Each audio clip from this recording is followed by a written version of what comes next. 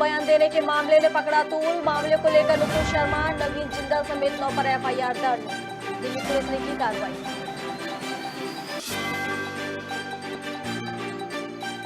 लखनऊ में कलयुगी बेटे ने मां को उतारा मौत के घाट। नाबालिग ने गोली मारकर की हत्या। 3 दिन शव को घर में छिपा कर रखा।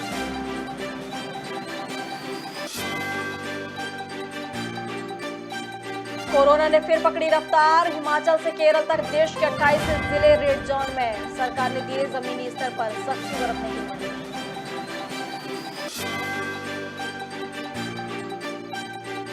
एमपी के 6 IPS अफसरों के तबादले। राजगढ़ एसपी प्रदीप शर्मा को हटाया। गृह विभाग ने जारी किए निर्देश।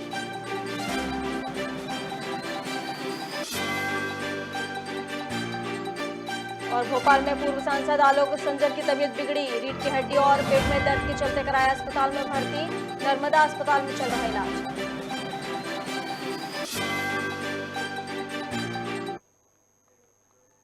नमस्कार, खबर भारत देख रहे हैं आप। मैं हूं आपके साथ प्रियंका गुप्ता। चलिए बढ़ते हैं खबरों की ओर।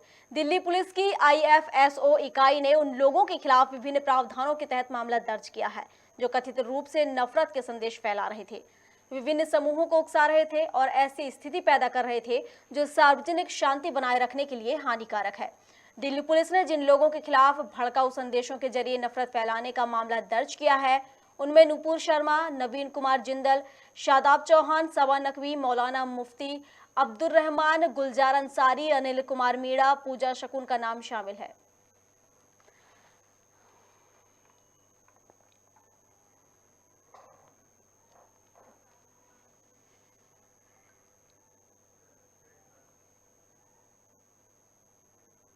लखनऊ में गेम न खेलने देने से नाराज 16 साल के बेटे ने अपनी ही मां की गोली मारकर हत्या कर दी। 3 दिन तक उसने मां को घर में उनकी मां की लाश को छिपा कर रखा। हत्या के बाद उसी रात को बेटे ने 10 साल की बहन के साथ घर में रात गुजारी। दूसरे दिन यानी रविवार को बहन को घर में बंद कर दोस्त के घर चला गया। रात में दोस्त को साथ लेकर आया और ऑनलाइन ऑर्डर करके खाना मंगवाया। खाना खाने के बाद लैपटॉप पर मूवी देखी। पुलिस का कहना है कि बेटे को मां की किसी आदत से बेहद नफरत थी। उसने पापा से कई बार शिकायत की थी। वह हरकत क्या थी इस पर पुलिस हालांकि कोई बात नहीं बता रही है। फिलहाल पुलिस ने बेटे को अपने संरक्षण में लेकर 10 साल की बेटी को नवीन के भाई के सुपुर्द कर दिया है। और इस पर अधिक जानकारी के लिए हमारे साथ न्यूज एडिटर राजेंद्र कानून गो हमारे साथ जुड़ चुके हैं। राजेंद्र जी, एक ऐसा मामला सामने आया है जहां पर बेटे ने अपनी मां को मौत के घाट उतार दिया। बिल्कुल बड़ी दुखद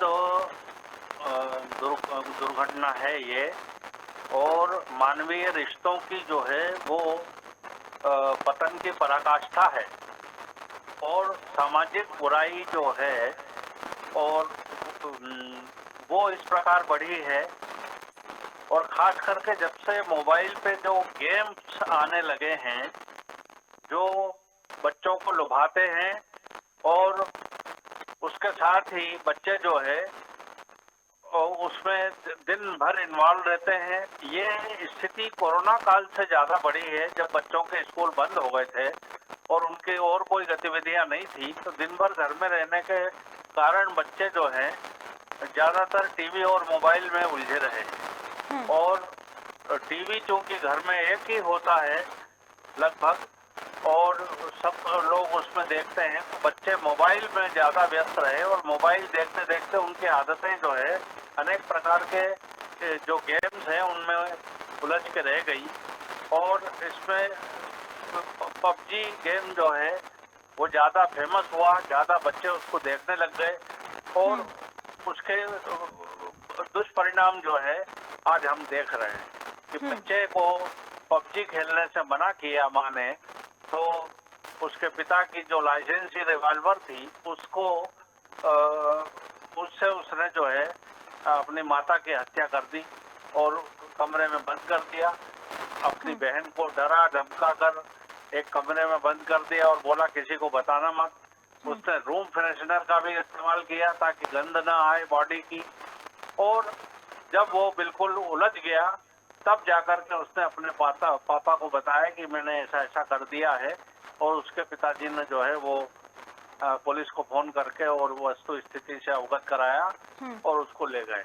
अब इस दुर्दांत घटना को लेकर के समाज में और पेरेंट्स को ये सबक लेना चाहिए कि बच्चों को इस मोबाइल के गेमों से जो है वो छुटकारा दिलाएं, उनको दूसरी एक्टिविटी में इन्वॉल्व करें किसी न किसी प्रकार से।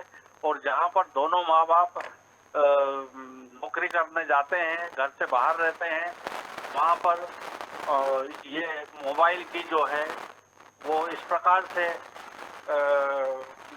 व्यवस्था करें कि उनको मोबाइल बच्चों को या तो ना मिले, और मिले तो उसमें किसी प्रकार का पासवर्ड और ये डालें ताकि वो इस प्रकार के गेम न करें, न खेलें। और सरकार को भी जो है इस मामले में कुछ कदम उठाना चाहिए और इस प्रकार के गेम जो हैं उनको प्रतिबंधित कर देना चाहिए, उनको इस प्रकार से लॉक करना चाहिए कि ये खुले नहीं, तो इस बुराई को जो है समाज से मिटाया जा सकता है। राजेंद्र जी, एक बात सामने निकल कर आ रही है इस पूरे मामले में कि बेटा किसी बात को लेकर माँ से नाराज था, उनकी कोई ऐसी बात थी जो उन्हें बिल्कुल पसंद नहीं थी, कई बार शिकायत भी कर चुका था। और दूसरी बात ये कि पबजी गेम पहले भी हमने देखा है कि इस गेम से कई लोगों की मौत हो गई है, कई बच्चों की मौत हो गई है। ये गेम एक तरीके से जानलेवा गेम बन चुका है और कई बार मांग भी उठ चुकी है कि इस गेम को बंद किया जाए, लेकिन इसके बाद भी अब तक इसमें कोई बैन नहीं लगाया गया है। बिल्कुल, सरकार को इस तरफ ध्यान देना चाहिए, समाज को एक प्रकार से आंदोलित होना चाहिए और इस प्रकार के गेम्स को जो है वो प्रतिबंधित करने के लिए सरकार को कोई ना कोई ऐसा कदम उठाना चाहिए कि ये गेम जो है वो बंद हो, नहीं तो ये स्थिति जो है आगे चल करके और भयावह होने की संभावना बन सकती है। बहुत शुक्रिया आपका हमारे साथ जुड़ने के लिए। तो आपने देखा कि पबजी गेम जो कि पहले से भी कई बार इसको लेकर मांग उठ चुकी है कि इसको बैन किया जाए, कई लोगों की जान ले चुका है ये पबजी गेम, लेकिन आज एक ऐसा मामला सामने आया कि पबजी गेम के चलते एक बच्चे ने अपनी मां की जान ले ली।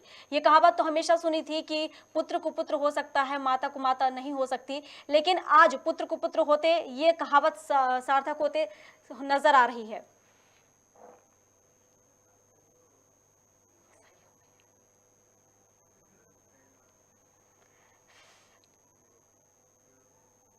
देश भर में कोरोना संक्रमण के मामले एक बार फिर रफ्तार पकड़ रहे हैं। केंद्रीय स्वास्थ्य मंत्रालय ने हिमाचल प्रदेश से केरल तक देश के 28 जिलों को संक्रमण से बचाने के लिए रेड जोन घोषित कर दिया है।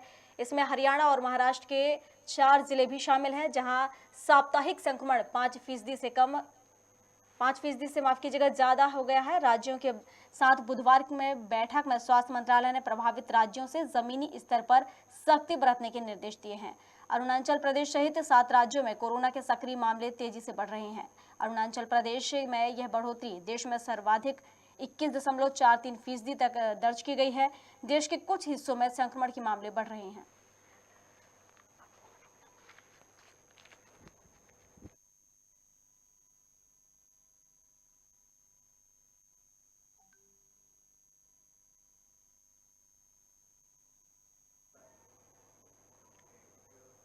मध्य प्रदेश सरकार ने 6 IPS अधिकारियों के बुधवार को ट्रांसफर आदेश जारी कर दिए हैं।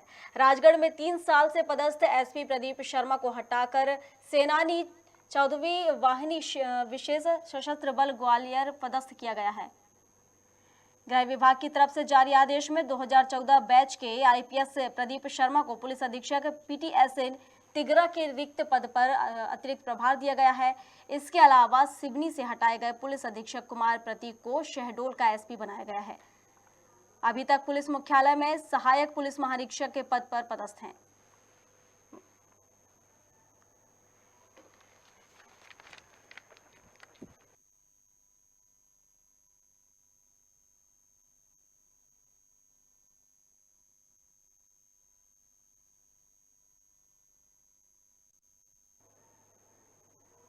पूर्व सांसद आलोक शंजर की तबीयत बीती रात अचानक बिगड़ गई। रीढ़ की हड्डी और पेट में दर्द के चलते एक निजी अस्पताल में उन्हें भर्ती कराया गया।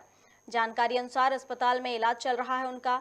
पारिवारिक सूत्रों के अनुसार संगठन कार्यों में व्यस्त रहने के चलते उनकी तबीयत खराब हुई थी। सूचना के अनुसार उनका स्वास्थ्य पहले से अब बेहतर है।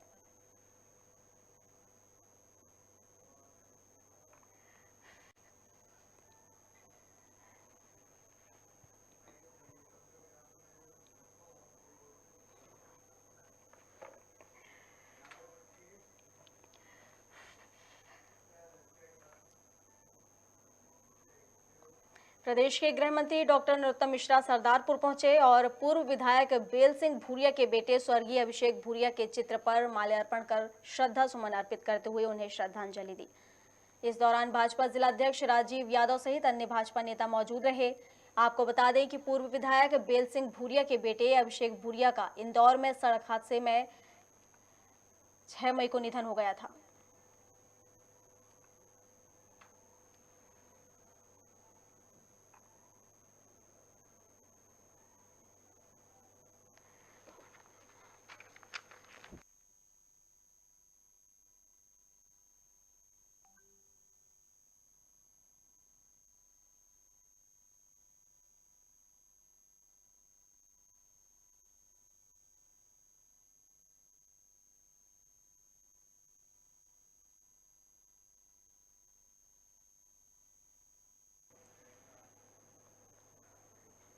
बुरहानपुर शहर में आम आदमी पार्टी ने वार्डों में पहुंचकर जनता के बीच जनसंपर्क किया।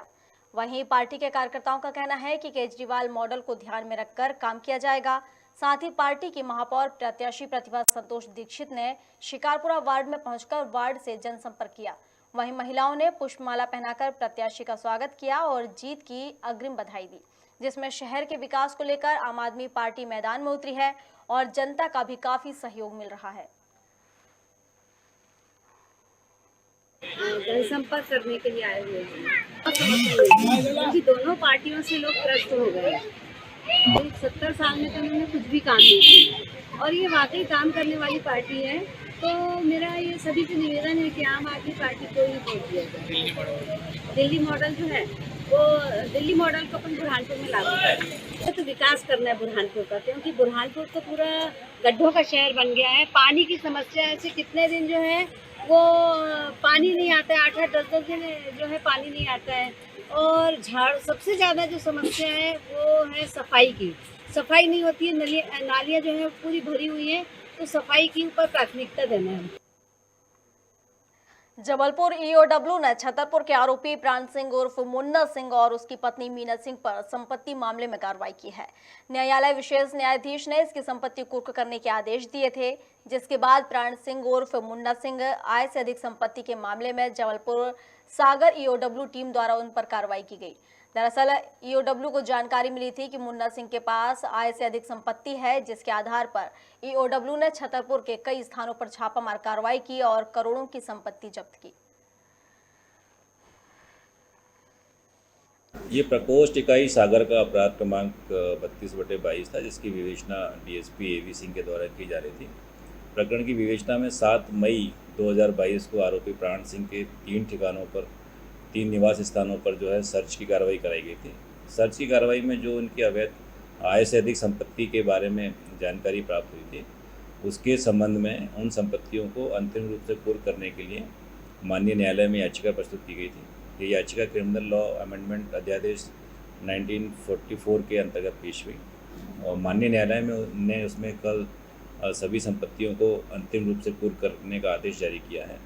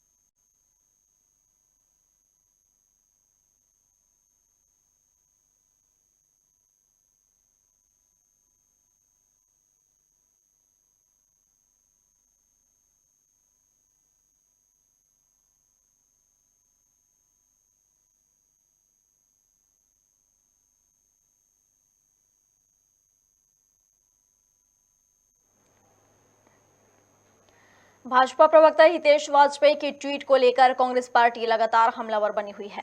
जहां कांग्रेस पार्टी का एक प्रतिनिधिमंडल मानहानि का मामला दर्ज करवाने हबीबगंज थाने पहुंचा, वहीं भारतीय राष्ट्रीय कांग्रेस के प्रदेश उपाध्यक्ष चंद्र प्रभात ने मीडिया से चर्चा करते हुए कहा कि भाजपा प्रवक्ता ने पीसीसी चीफ कमलनाथ के खिलाफ काल्पनिक अशोभनीय ट्वीट किया है, जिसकी हम आलोचना करते हैं। इतना ही नहीं, चंद्र प्रभात ने वाजपेयी को गिरफ्तार कर उनके खिलाफ वैधानिक कार्रवाई करने की मांग की है। आज भारतीय जनता के प्रवक्ता डॉक्टर हितेश वाजपेयी ने प्रदेश कांग्रेस के अध्यक्ष और देश के सम्मानीय नेता माननीय कमलनाथ जी के खिलाफ जो बहुत ही काल्पनिक, झूठी, असत्य ट्वीट किया है, उसकी हम घोर आलोचना करते हैं और उसके खिलाफ विभिन्न जो हमारी धाराएं लग सकती हैं उसके बारे में हम यहाँ पर एफआईआर दर्ज करने आए हैं। पुलिस थाने पे उन्होंने एफआईआर दर्ज की है और हम पुलिस से और प्रशासन से मांग करते हैं कि हितेश भाई के खिलाफ सख्त कार्रवाई की जाए, उनको गिरफ्तार किया जाए जिन कानून को तो हमने लिखा है, और उनसे स्पष्टीकरण मांगा जाए। जो हमारी मानहानि हुई है हमारे उम्मीदवारों की, माननीय अध्यक्ष महोदय की, उसके कारण हमने यहाँ एफआईआर दर्ज करने आए हैं। डिटेल आपको ही बता देंगे वकील। रोड नामचे में उसकी एंट्री कर ली है और भी अधिक कानून है, हम सिर्फ थाने और एफआईआर पर ही डिपेंड नहीं है। कोर्ट जाएंगे। बिल्कुल। कांग्रेस उम्मीदवार को चुनाव लड़ने पर धमकी मिल रही थी। नामांकन वापस लेने के लिए उन पर दबाव बनाया जा रहा था। दरअसल विधायक की बीवी के सामने नामांकन भरने पर उम्मीदवारों को धमकी मिल रही है। कांग्रेस के अनुसार यह तुष्टीकरण की राजनीति है, इससे लोकतंत्र को दबाने की कोशिश की जा रही है। यह आचार संहिता का उल्लंघन है, लेकिन हम डरेंगे नहीं। पुलिस को उम्मीदवार की सुरक्षा जल्द बढ़ानी चाहिए। पुलिस ने उम्मीदवार की सुरक्षा बढ़ाने पर संज्ञान लिया है।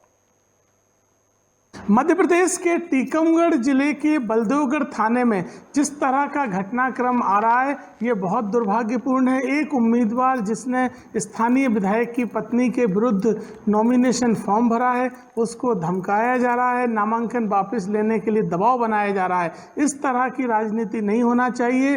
टीकमगढ़ पुलिस को, एसपी टीकमगढ़ को इस मामले में गंभीर कदम उठाना चाहिए। साथ ही थाना प्रभारी बलदेवगढ़ को निर्देश दिए जाएं कि संबंधित उम्मीदवार को सुरक्षा सुनिश्चित करें। इस तरह की व्यवस्था लोकतंत्र में बर्दाश्त नहीं की जा सकती है।